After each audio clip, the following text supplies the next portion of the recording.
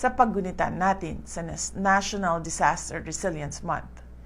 Hinahamon ko ang ating mga lokal na pamahalaan na maghigpit na ipatupad ang mga building code at safety standards.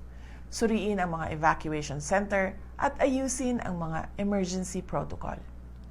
Sa bawat pamilyang Pilipino, tiyakin natin ang kaligtasan ng ating mga tahanan. Laging subaybayan ang mga emergency alerts, maghanda ng survival kit, alamin ang mga ruta ng paglikas, at makilahok sa mga emergency drills. Ligtas lang ang isang komunidad kung ligtas ang pinakamahinang pamilya nito. Hindi natin mapipigilan ang paglindol o ang paglakas ng mga bagyo.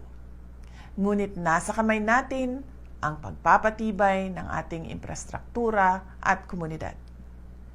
Let us refuse to let tragedy be our only teacher.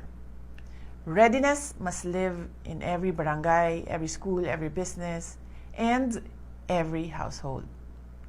May we all have a meaningful and action-oriented observance of National Disaster Resilience Month. Mga kababayan, mahalin natin ang Pilipinas. Ibalik natin ang tapang at malasakit. Ang lahat ng ating ginagawa ay para sa Diyos sa bayan at sa bawat pamilyang Pilipino. Syukran.